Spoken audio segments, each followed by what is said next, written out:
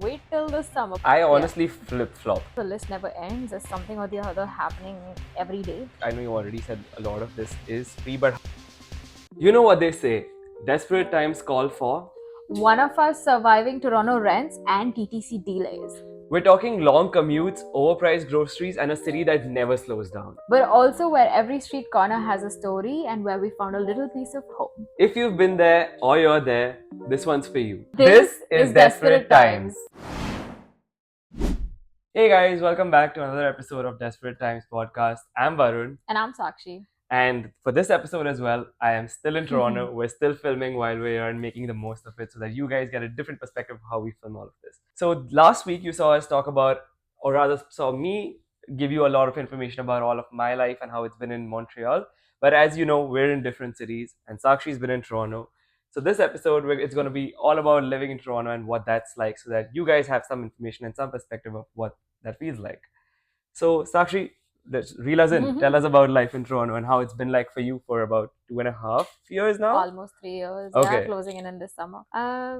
I mean, I like Toronto. I would go as far as saying I love Toronto. Summers especially.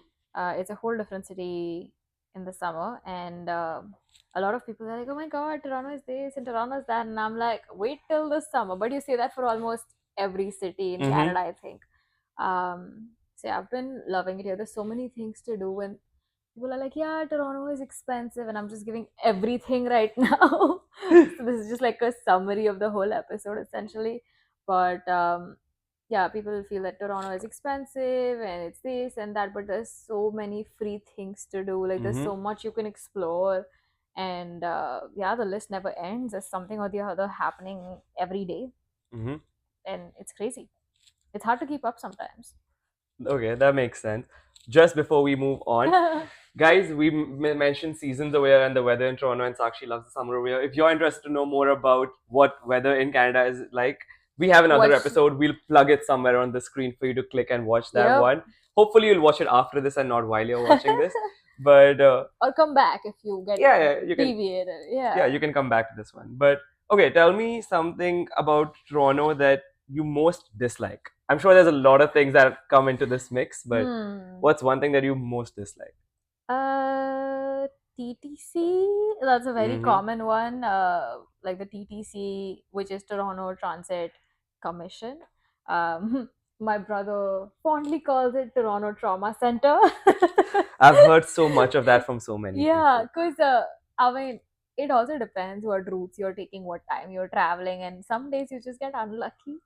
I've been okay so far in that department. I don't have a lot of things to complain about, but the delays is what is most annoying for me. If you have to reach somewhere at a particular time, you need to have like a buffer for TTC delays or just unexpected things that are going to happen, and you need to plan accordingly. And at this point, you need to know which road is under construction, which road to avoid, what's happening, because it will delay you. And in the summer, walking and TTC, it's almost the same time. But if you consider how much time the streetcar takes to come, or like some stops take to come, if you're in downtown, it's super walkable. Just walk everywhere, man. Enjoy the weather. Skip the TTC drama. Just walk. For someone like me who is not very aware of TTC on the whole, I keep visiting here. But what all falls under this umbrella of TTC? What transports fall under it? Good question. So all of Toronto transport falls under it. So line 1, which is yellow line, which goes from Finch, loops Union, goes to Vaughan. I mean, Finch is North York. Vaughan is two different cities entirely, but falls under Toronto. Line 2, which is the green line, which is again from the west side of Toronto, which is almost Etobicoke, to be honest. So Kipling to Kennedy, which is Scarborough, another GTA, Greater Toronto area. Then there is also the buses that fly. So all the red buses that you see in the city, like they're red and white color. So those are all TTC buses. They'll have the TTC red sign on it too. And then there are night buses which are blue and white, I believe. I don't know. I've never really taken a night bus. It was a long time ago. So those are when the regular buses shut, you have the night buses. What else? You have streetcars, the trams that you see. Those are also red and white. Those are also TTC.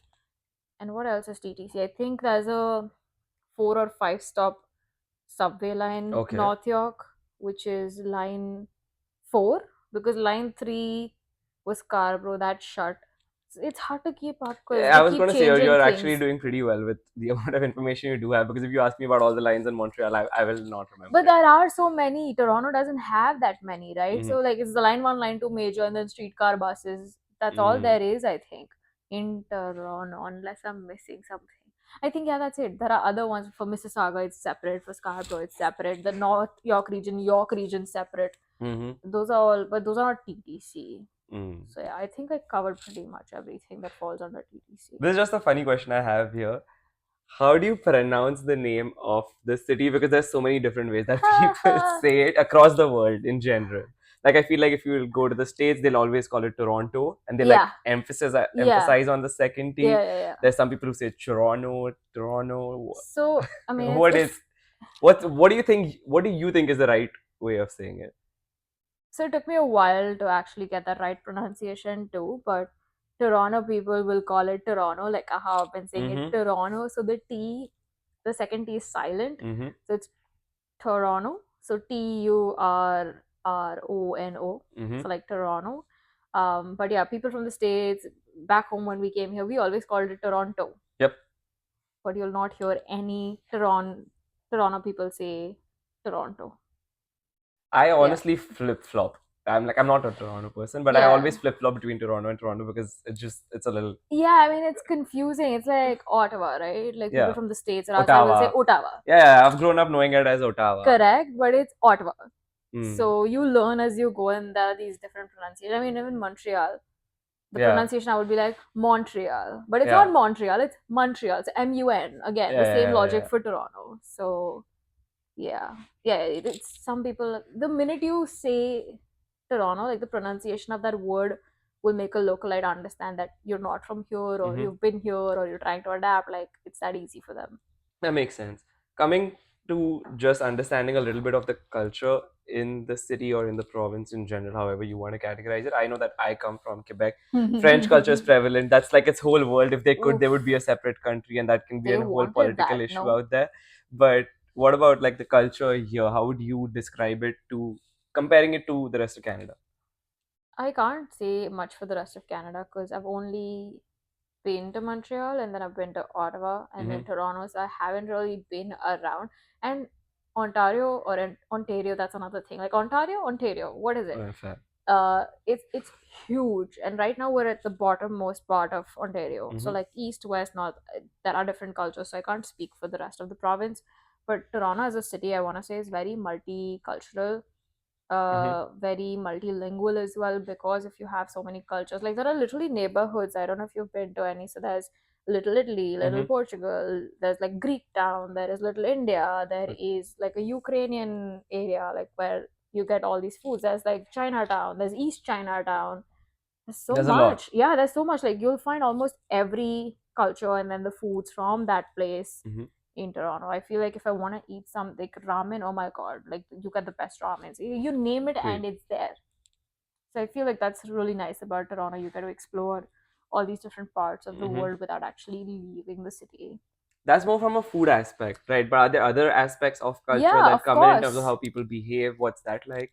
Not behave, but like there are festivals. Like each city has Mm-hmm. festivals, not like festival as in like Christmas or something. I mean like cultural festivals. Got it. So there's like say Dragon Festival. In fact, next week I think we have a dragon boat race at the islands.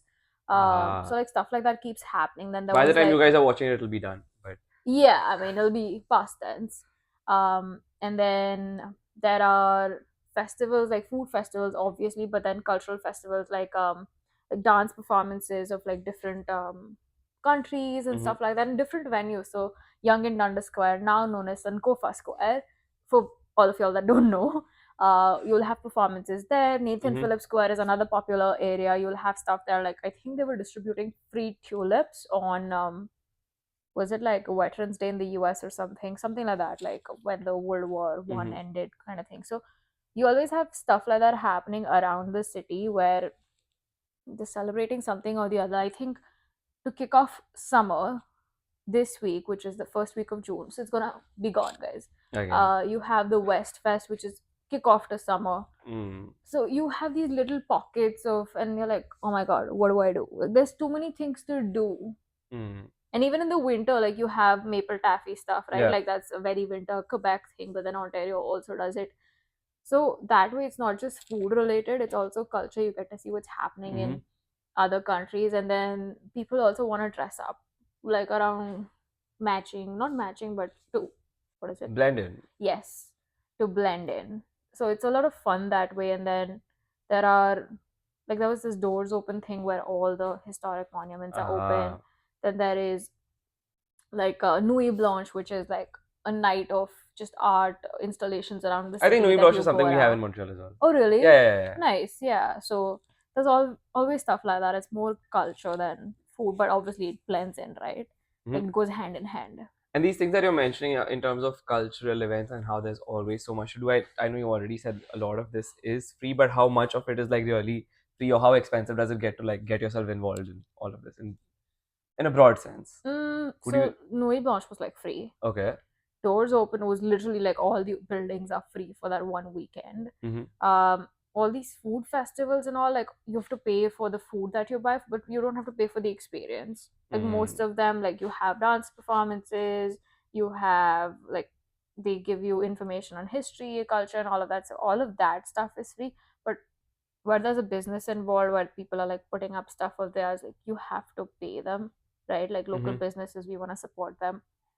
So it honestly depends on you then. Like, Mm-hmm. are you just there for the experience, or do you want to get the food, get everything, and like get involved?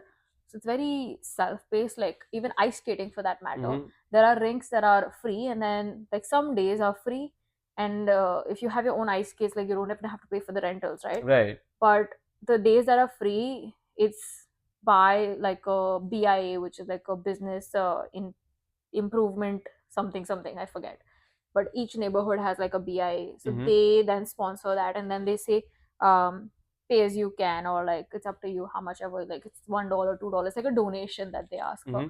So it's very mixed. It honestly depends. But at the same time, there's obviously very, very expensive things to do, like Mm-hmm. having dinner at top of the CN Tower. Yeah. So yeah, I mean, the city has a like something for everyone, I want to say. Okay, that makes sense. I feel like one way where I feel like, sure, it has a lot of things for everyone to do, but I think some things that may not be for everyone is like the pace of living, right? Which is why I am always on the fence about Yeah. moving here, not moving here at some point in time, because to me, I feel like this is a very fast-paced city was compared to something like a Montreal, which Oh is yeah. slightly slower pace, a little more relaxed. So, what would you say about just the pace of living over here? Do you also feel like it's generally very fast living? Yeah, and I've heard that from a lot of people. Like even for your Montreal thing, like we spoke about it in the last episode, where like Mm-hmm. Montreal is more European, more like relaxed and stuff. Toronto, the pace here, I mean, Ottawa is the capital, but in a lot of ways, Toronto is a hub for a lot of things.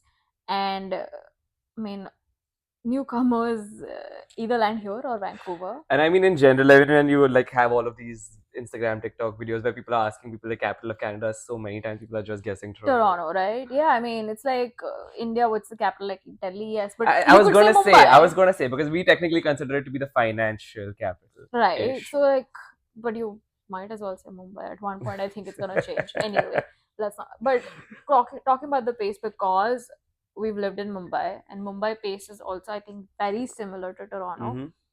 I didn't think it was much of an adjustment for me. Mm-hmm. So I love the fast pace personally. Uh, and Toronto gives you fast and slow both. Like if you're in the city center, downtown, surrounded by buildings and people, it's fast paced. But the minute you start moving outside, Mm-hmm. the pace sort of slows down. And What are the localities that you would consider to be outside? I want to say the GTA, and Okay. GTA also not everything. Like city centers in GTA cities are fast paced, versus when you move a little outside, it's a little Mm-hmm. slower. And the minute you don't have like a lot of tall buildings, the minute you have houses that are like spanned across areas and like Mm-hmm. far away from each other, I want to say that's slower living. The Gotcha. minute the TTC frequency is not as much, that's slower living. Like Gotcha. the minute you're out, you're like, okay, our TTC bus is gonna take like 40 minutes to come, or like 1 hour to Mm. come. So that's slower pace for me. And we've gone like just like 1 day trip here and there, and I'm like, maybe that's just okay for 1 day, but I don't think Mm. I could live here in that slow pace. Just that's just me. I Yeah, know of course, it's people, more of a preference for each one. Like for me, right? I feel like I want to avoid fast paced again if I can, unless I have to. Yeah, So I get it, but it's more of a personal exactly. preference. Like I know people who are like, oh my god, I can't do Toronto, but like they have to because of like circumstances and things and all. I'm like, Mm-hmm. no, they'd prefer something slower, like a Kitchener or Mm-hmm. like London even. I mean London, Ontario, guys, not Yeah, yeah, yeah, London, not UK. London, UK. That's the most Just a common confusion disclaimer, out there. yeah.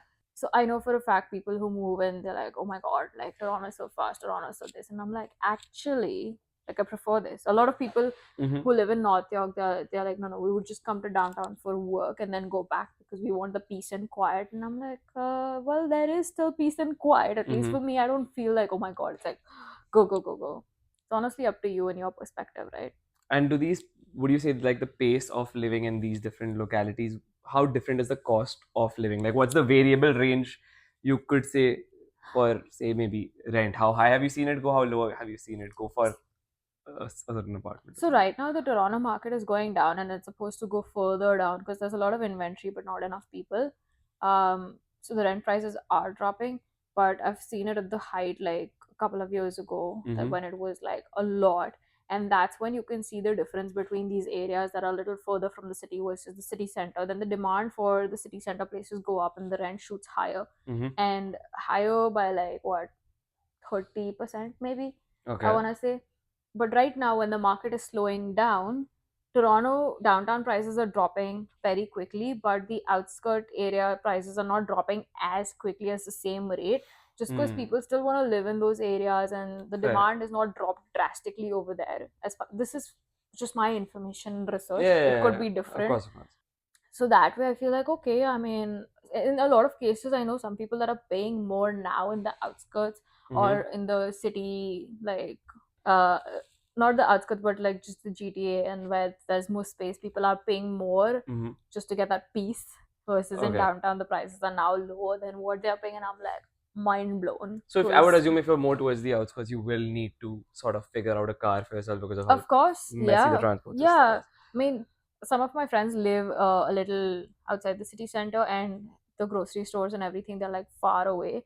And in my head, Mm. I'm like, how do they do this? But then I'm like, oh, they have a car. So if you're living outside, like downtown area, getting a car, first of all, insurance, and then parking. Mm. Parking is insane. The monthly payment that you have, like the fee for just like a spot, so, and it's walkable. So I don't Yeah. think it really makes sense. Like if you really have to travel for work or something, then you get a car. Mm-hmm. So most people have cars then because there's Fair. no other way to travel. Like you can't do the TTC. Yeah, like at least for us in Montreal, we know that even if you come in as a student and you're staying at the far ends of the Yeah. city, as long as there's a metro in your vicinity, which again, it's very well connected. So if you just get on a metro, you can Mm-hmm. get anywhere in about 20-25 minutes. But Yeah. that's not so much the case in this I situation. mean, yes, it's connected, but again, like how far is your office or place from the station or the frequency Mm-hmm. again? So people just get their own cars then, you know. And I mean, North America was made for driving, let's face it. It's not Mm. really made for public transport as much. Like they're trying, but it's not as well connected as Europe. You think Yeah, about the that's public true. transport in Europe, people don't really buy cars there, do they? Mm-hmm.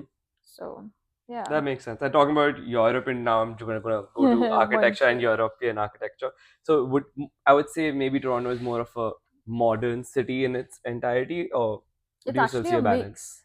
Okay. Like right, the old town area, which is where all these old buildings and everything are, some of them are well preserved from like the 1800s and early 1900s. But what these new condo developers are doing is they get like permission to rebuild that place, but they keep the outer structure intact. But the Uh, inside, they build like tall buildings. So like from the outside, a couple of floors will look different because they want to preserve that architecture from the outside. mm-hmm. And then like up, it's like a different building altogether. But it's a lot of newer buildings in downtown, a lot of glass building and art deco and modern. It's like a mix, honestly. It's like, and next to it you could find a brown brick wall building, right? Mm. So it's a lot of mix, I want to say, and it gives Toronto some character. Okay, that makes sense. And so far, so good. I feel like it seems like a great city to come to, but if you feel like there's one problem that the city is plagued with aside from the TTC, what is the one problem that the city would be plagued with? Because I'm sure there's a lot of people who want to come in and want to be fully aware, like not just get the good side of things. Plagued construction. It's a whole lot. Oh my god, it's never ending. Like, I think there's this Eglinton line, which is the LRT that's been building for 15, 20 years. It just keeps extending. The Gardner Mm. is fully dug up. Then there's the Ontario line that's coming up. Then they're replacing some pipes, so that's coming up. The streetcars need constant maintenance. So then they divert that and then they dig up those roads. And then it takes months. And it's always in the summer months because winter they can't really do as much. So Uh, all the work really happens mostly in as the soon as summer. you can get out. Correct. So I think the city is just constantly plagued with construction. I think at one point Toronto had the highest number of cranes in the city Mm-hmm. because of the condo construction and building construction that was happening like in North America. Like there was some stat that like at one point, I don't know if it's still true, but that's the amount of construction that we have in Toronto. And even with windows closed, it gets dusty, and that is what bugs me. So like if you want to say what's play, I'm like construction and then dust.